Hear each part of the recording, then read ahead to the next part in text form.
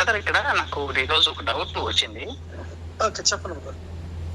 ఇప్పుడు చాలా దిక్కుల ప్రకటన అయితే ఎక్కడ కూడా అంటే ఆ యేసు ప్రభు అని కొన్ని దిక్కులు కాకుండా ఆయన ఆయన ఆయన అని రాస్తుంటుంది. అవునవును. ఇప్పుడు ఆయన అని ఎందుకు రాశారు అసలు? ఆయన ఇప్పుడు ఆయన అనే ప్లేస్ లో మనం క్రీస్తుని పెట్టుకోవచ్చు. అవును. కానీ అది లేకపోవడం వల్ల చాలా మందికు ఇదే జరుగుతుంది కదా, క్రీస్తు ఆయన అన్నాడు. మీ ఎక్కడ డైరెక్ట్ స్టేట్మెంట్ ఎక్కడ ఉంది? ఓకే, నేను దేవుణ్ణి డైరెక్ట్ ఎక్కడ చెప్పాడు? ఓకే, యేసుక్రీస్తు గురించా? యేసుక్రీస్తు గురించి చాలా మంది అంటారు కదా, అవునవును, నేను దేవుణ్ణి అని ఆయన ఎక్కడ చెప్పుకున్నాడు అని. ఓకే. ఫస్ట్ ఆఫ్ ఆల్ ఆయన అనే పదం ఎందుకు రాయాల్సి వచ్చింది అని బ్రదర్ అనే డౌట్, అంటే ఒక డౌట్ ప్లస్ కొంచెం క్లారిఫికేషన్, నాకు కొంతవరకు డౌట్ అడుగుదామని వచ్చింది. మీరే చెప్పాలి. అంటే బ్రదర్ కొన్ని కొన్ని అంటే జనరల్ టాకే మనకి. ఇప్పుడు యేసు ప్రభు పరలోకంలో ఉన్నట్ట, పరదేశంలో ఉన్నట్ట? ఫస్ట్ పరలోకంలో. పరలోకంలో యేసు ప్రభు శరీరధారి అయి ఉన్నాడు. నార్మల్ ఎలా ఉన్నాడు ఆయన సిచ్యువేషన్? కదా, అంటే అదే శరీరం ఉన్నట్టే. మహిమ శరీరం, అది శరీరమే, మహిమ శరీరం. శరీరమే అమరత్వం కలిసి మహిమ శరీరం, అమరత. అదే ఆ శరీరానికి చావు లేదు. ఆ శరీరానికి మళ్ళీ చావు లేదు. ఆయన అంటే మరణం ఆయన మీద అధికారం లేదు. ఇంకా శరీరంలో ఉన్నప్పుడు మరణం అధికారం ఉంది. సో మరణం నుంచి ఆ మరణాన్ని గెలిచి మహిమా శరీరం ధరించుకొని అమరత్వంలో ఉన్నాడు. అంటే ఇప్పుడు అమరత్వంలో ఉన్నాడు. సో ఆ శరీరం అంటే శరీరానికి శరీరం ఉంది. ఇప్పుడు ఈ జనరల్ గా నామంలో పిలిచారంటే పేరు పెట్టి పిలుస్తారు. ప్రణామంలో పిలవాలంటే చెప్పండి.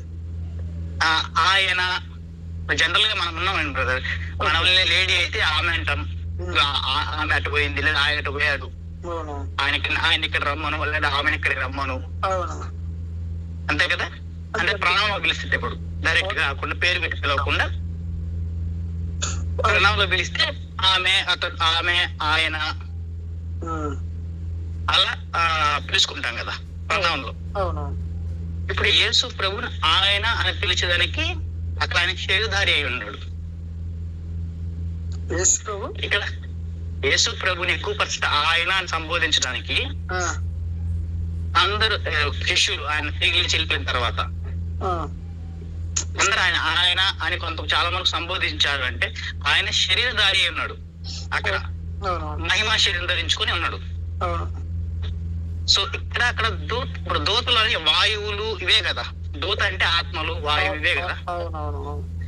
అంటే అక్కడ ఎక్కడ కూడా దూతలకి ఆయన అని పేరు పెట్టలేదు. డైరెక్ట్ స్టేట్మెంట్ దూత, ఏవో దూత ఇలాగే రాయబడింది. అంటే ఇప్పుడు ఒక ప్రకటన గ్రంథం 21 చదువుకుంటూ వచ్చాము. ప్రకటన గ్రంథము 21 అధ్యాయం చూద్దాం. ఒక దాంట్లో ఒక మాట ఉంది, తెలుగు బైబుల్ మిస్ అయింది. తెలుగు బైబుల్ లేదు ఇక్కడ. ప్రకటన 21 అధ్యాయంలో ఉంటుంది, 4వ అధ్యాయంలో అంటే 4, 5 వచనం 6 వచనం ఉంటుంది.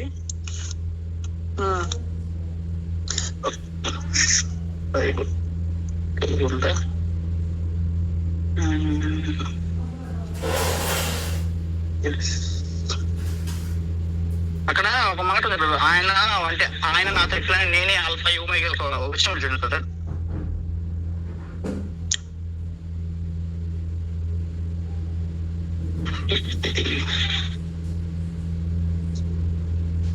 అంటే నేనే ఆల్ఫా ఓమెగా అంటున్నా. చెప్పండి 21 అధ్యాయంలో 5వ వచనంలో ఉంటుంది చూడండి ఒక్కసారి. మరియు ఆయన నాతో ఇట్లా సమాప్తమైనది, నేనే అల్ఫాయు ఒమేగాయు, అనగా ఆది అంతమై ఉన్నవాడును.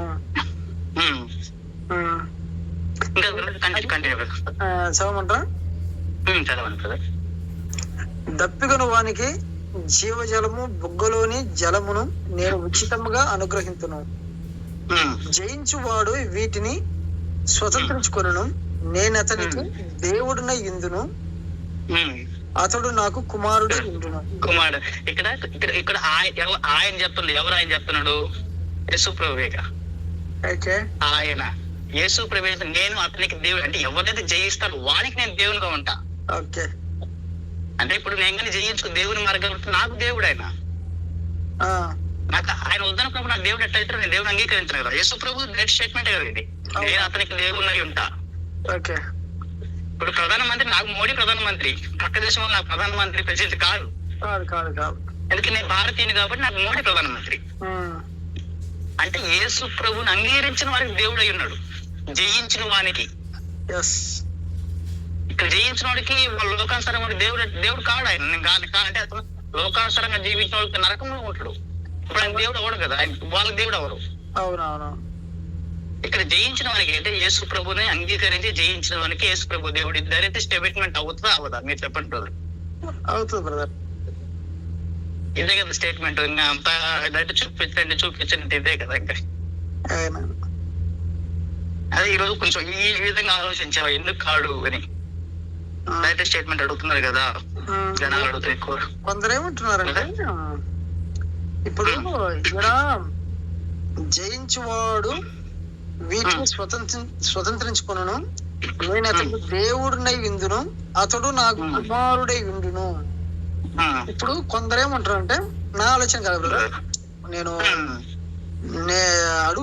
మిమ్మల్ని అడుగుతున్నా ఏమంటున్నానంటే యేసుక్రీస్తు వారు యెహోవాకు ఈ భూమి తండ్రి కుమారుడుగా వచ్చాడు కదా, అవునా? ఇప్పుడు మనము కూడా దేవుని కుమారులం కదా, అవునా కదా? కుమారులు అయినప్పుడు ఇక్కడ యేసుక్రీస్తు వారు ఉంటారు, ఎవరైతే జయిస్తారో వాళ్ళకు నేను తండ్రి అంటే కుమారులే. కొంచెం వాయిస్ కట్ అయింది బ్రదర్, మళ్ళీ చెప్తారు. ఇప్పుడు వినిపిస్తుందా? చెప్పండి. ఎవరైతే జయిస్తారో నేను అతనికి దేవుడినై విందును, అతడు నా కుమారుడై విందుననుంది. ఇది యేసుక్రీస్తు చెప్తున్న మాట. అంటే ఎవరైతే ఇప్పుడు మనం కావచ్చు, మీరు కావచ్చు, మీరున్నారు అనుకోండి, మీరు జయిస్తారనుకోండి, నీకు దేవుడు యేసుక్రీస్తు వారు అవుతాడు, ఆయనకు నీవు కుమారుడు అవుతావు. ఇంతేనా? ఇంతేనా కదా? చెప్పండి. అయితే ఇప్పుడు యెహోవా కుమారుడు ఎవరు? యేసుక్రీస్తు వారు ఈ భూమి మీద వచ్చినప్పుడు, అవునా కదా? భూమి మీద కుమారుడు ఉన్నప్పుడు ఆదాము దేవుని కుమారుడిని వ్రాయబడుతుంది. అంటే అడుగుతున్నా, నాకు కొంచెం క్లారిఫై చేయండి. కొంచెం వాయిస్ గిచ్చింగ్ వస్తుంది బ్రదర్. ఒకసారి ఇప్పుడు ఆదాము దేవుని కుమారుడిని వ్రాయబడింది.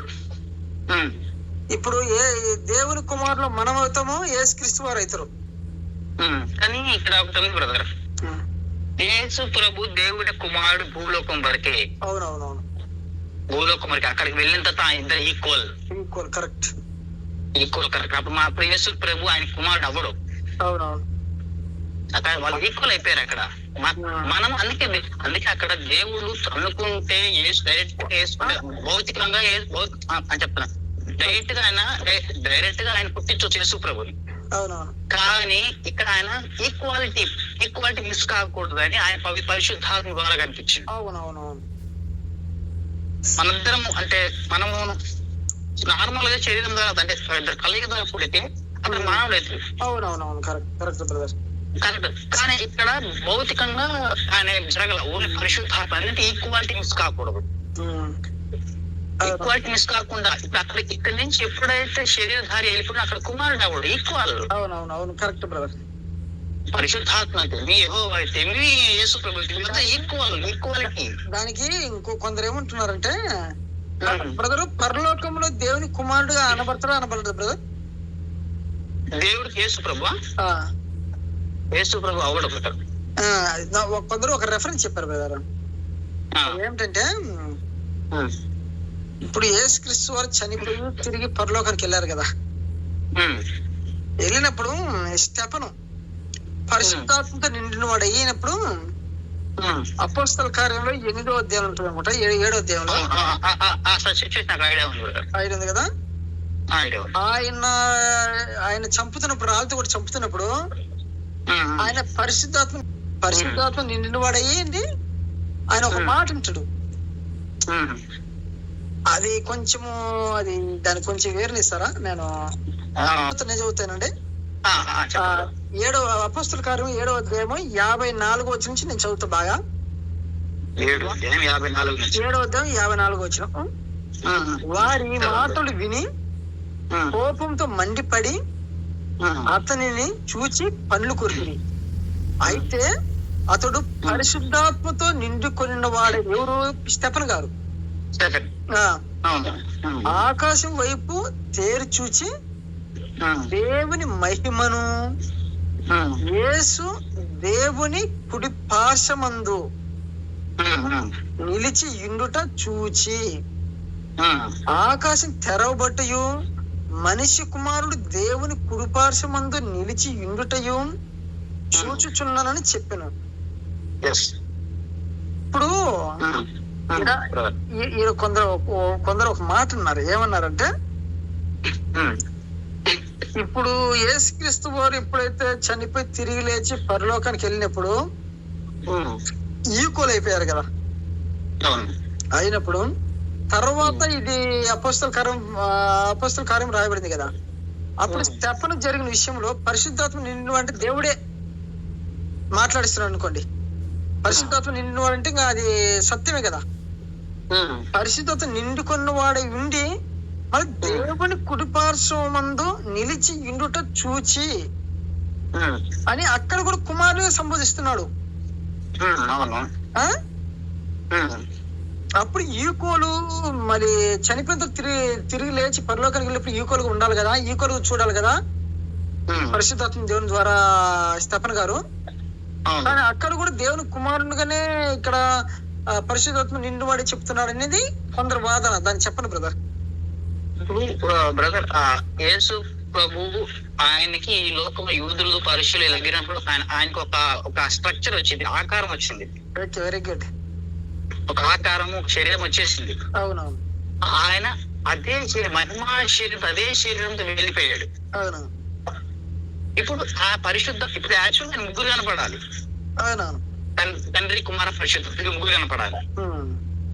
కానీ ఇద్దరే యేసు ప్రభు కనపడింది. పరిశుద్ధాత్మ ఇప్పుడు వచ్చాడు కదా. ఇక్కడికి వచ్చాడు. ఇప్పుడు దేవుడిని కుడి పార్శ్వం మనుష్య కుమారుడు నాకు కనపడుతున్నాడు. మనుష్య కుమారుడు అవును అంటే ఇక్కడ యేసు ప్రభు మనుషుని ద్వారా మనుషునిలాగా కొడుకుని లోకానుసారమైనటువంటి కుమారుని కన్నాడు. అంటే ఒక రిలేషన్ బాండింగ్ ఉండాలి కదా ఇద్దరి మధ్య. అర్థమయ్యేదానికి ఇప్పుడు ఒక సడన్గా చెప్తాను, నాకు దేవుడు కనపడ్డాడు. ఫస్ట్ దేవుడు కనపడ్డాడు, పరిశుద్ధాత్మ అంటే దేవుడు కనపడ్డాడు. దేవుడు అంటే జస్ట్ అయిపోయింది. దేవుడు అంటే ఇప్పుడు యేసు ప్రభు దేవుడు అవుతుందా ఒక్క మాటతో క్లోజ్ చేస్తే?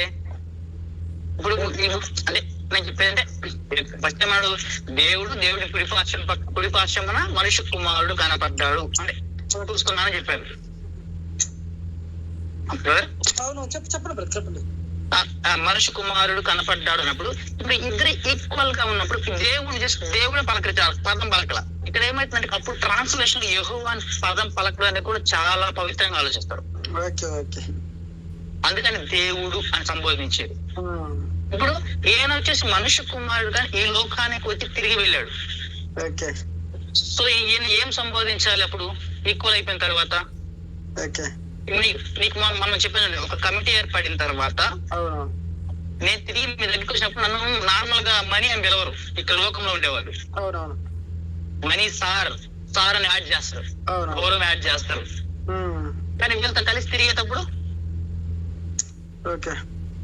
జస్ట్ మనీ అని పలకరిస్తారు, అంతవరకు పలకరిస్తారు.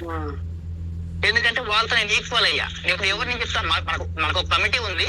ఎక్కడ చూడండి, ఒక ప్రెసెంట్ ఫ్లడ్స్ వస్తుంది, సైక్లోన్ వస్తుంది. ఇప్పుడు మన ఇద్దరమే కమిటీ. మీరు అక్కడే ఉన్నారు, నేను ఇక్కడ ఉన్నా. నేనేం చెప్పండి, అయ్యా మనకు ఒక కమిటీ ఉంది, మనకు ఒకటి కమిటీ ఉందండి. ఇప్పుడు నేను కమిటీ హెడ్ నేను. కానీ మీకు ఒక కమిటీ ఉందని నేను అనట్లా. మీకు కమిటీ ఉంది పైన, ఆ కమిటీకి సంబంధం మీకు మొత్తం చెప్తే మీరు సాల్వ్ చేస్తారని చెప్పట్లా. మనకి ఒక కమిటీ ఉంది అంటే ఆ మెంబర్లు నన్ను యాడ్ చేసుకున్నా, నేను మీతో యాడ్ అవ్వాలి. ఇప్పుడు కమిటీ మెంబర్ యాడ్ అవ్వాలి. నేను ప్రజల్లో యాడ్ అయ్యా. మనకు ఒక కమిటీ ఉంది. ఆ కమిటీ మనల్ని ప్రాబ్లమ్స్ ని సాల్వ్ చేస్తాయి, సైకిల్ ప్రాబ్లమ్స్ ని సాల్వ్ చేస్తుంది. మనం విన్నవించుకుందాం అన్నప్పుడు నార్మల్ గా మాట్లాడతారు. కానీ నేను ఎప్పుడైతే కమిటీలో మెంబర్ తెలిసిన తర్వాత, అప్పటిదాకా వీళ్ళలో మనిషి నేను, ఎప్పుడైతే నేను కూడా కమిటీలో ఒక మెంబర్ తెలిసిన తర్వాత నా రెస్పెక్ట్ ఎలా ఉంటుంది. ఇంకా నాకు 10% క్వశ్చన్స్ అడిగితే ఈసారి 100% సాల్వ్ చేయడం కోసం కొంచెం ఎక్కువ వాళ్ళు ప్రాధాన్యపడతారు. ఇప్పుడు మనిషి కుమారుడు అని సంబోధించే కారణం ఏంటంటే ఇదే, దేవుడు కుమారుడు ఇక్కడి నుంచి వెళ్ళిపోయినాడు, మనిషి కుమారుడు, ఆయన నిజమైన దేవుడయ్యా, ఆయన కుడి పార్శ్వం నేను చూస్తున్నా అని ఆయన సంబోధించాడు. అట్లా యేసు ప్రభుని హైలైట్ చేసుకుంటూ వచ్చాడు. కానీ అక్కడ వాళ్ళకి భేదం ఏమి ఉండదు. యేసు ప్రభు హైలైట్ అయ్యింది, యేసు ప్రభు హైలైటెడ్, నేను హైలైట్, అలాంటిది ఏం భేదం ఉండదు. వాళ్ళ ఎవరిదే ఒకటే, వాళ్ళది ఎవరిని సంబోధించినా ఒకటే, ఈక్వలే. ఆయన అన్నాడు కదా, నేను తను రిక్తులుగా వచ్చాడు కదా భూమి మీదకి. అవును, అది కేవలం మన కోసం కరెక్ట్. ఇప్పుడు మన కోసం మాత్రం అది. నేను ఒక వీడియో చూసినప్పుడు ఈ ఫిలిస్తీన్ బ్రదర్ తోటి మీరు వేరే వాళ్ళని చూశారు. అక్కడ యేసు ప్రభు దేవుడు కాదని మాట్లాడింది. అప్పుడు నాకు చిన్న సందర్భం ఒకటి ఎదురైంది కదా. పాత రోజుల్లో, రాజుల కాలాల్లో రాజు మారు వేషం వేసుకుని జనాల్లోకి వెళ్తాడు, జనాల యొక్క ప్రజల యొక్క సమస్యలు తెలుసుకోవడానికి. అప్పుడు ఆయన రాజు ఏమంటాడంటే, రాజు మంచోడు కాదురా, ఇతను కూడా ప్రజల్లాగా మాట్లాడతాడు. ఎందుకు మాట్లాడతాడు ప్రజల్లాగా? విషయాలు బయటపడడం కోసం. కానీ నేనే రాజు అని చెప్తాడా? నేనే రాజుని అని చెప్తాడా? చెప్పడు. కానీ అక్కడ రాజు అని చెప్తాడు. అక్కడ మనకి రాజు ఉండు, ఆయన ఒక శుద్ధ దండగా రాజుల పరిపాలన చాత కాదంటాడు. కానీ ప్రజలు ఏమంటారు? రాజు మంచి రాజు మనం పరిపాలిస్తాడు ఆయన ప్రజలు అంటారు. అంటే ఈ రాజు కూడా మారు వేషం వేసుకుని ప్రజలు మనిషి అయిపోయిండు, ప్రజలు మనిషి. కానీ అక్కడ రాజు ఉన్నట్టే కదా, అంతే కదా, ఇది మెయిన్ హెడ్ లో రాజు ఉన్నట్టే కదా. ఇక్కడ మారు వేషం రాజు ఉండు, అక్కడ రాజు ఉండు. ప్రజల దృష్ట్యా ఈ రాజు కూడా ఆ రాజును పొగుడుతాడు. మారు వేషంలో వేసుకున్న రాజు ఒరిజినల్ రాజును పొగుడుతాడు. అర్థమైందన్నా? అర్థమవుతుంది. చెప్పండి. ఈ రాజు కూడా ఆ రాజు ఎందుకు పొగుడుతాడంటే, ఆ రాజు యొక్క విషయాలు ప్రజలు, ఆయన తత్వం వీళ్ళు చెప్తాడు. ఆ తత్వం తెలుసుకోవడం కోసం. ఇప్పుడు యేసు ప్రభు కూడా ఆ దేవుడినే, అంటే ఆయన దేవుడే, ఆ దేవుడికి మనిషి కుమారుడు ద్వారా ఆయన పరిచయం చేస్తుండ్రు. మధ్యలో మధ్యవర్తి. ఆ రాజు శరీరాన్ని ధరించలేడు కాబట్టి మారు వేషం వేసుకొచ్చాడు. కానీ ఈ రాజు, మన రాజు శరీరాన్ని ధరించుకొని వచ్చాడు. అంటే శరీరం ధరించుకొని ఆ తండ్రికి మందాన్ని ఏర్పరుస్తున్నాడు. మీరు ఇలా ఉండండి, ఇలా ఉంటే మీరు తండ్రిని చేరుకుంటారు, మీరు చేస్తారు అని చెప్తూ ఎన్ని చెప్పుకొచ్చిన ప్రకటన రివీల్ చేస్తాడు. నేనే అంటే దర్శనం ద్వారా వ్యూహాన్ని కలిగించింది అది. నేనే దేవుడు, నన్ను మీరు జయిస్తే నేనే దేవుడుగా ఉంటా. మీకు అర్థమైందా? మీరేం జయించుకోరండి, నేను మీకు దేవుడుగా ఉంటా. మీనింగ్ అదే కదా.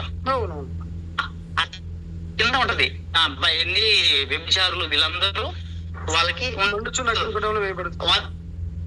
అప్పుడు వాళ్ళ దేవుడు కాదు కదా. జయించిన వాళ్ళకే దేవుడు. ఇప్పుడు ఇది ఒక డైరెక్ట్ స్టేట్మెంటే. కుడి పార్టీ మనిషి కుమారుడు కనపడుతుందంటే అది ఈ యూదులకు అర్థమయ్యేదానికి.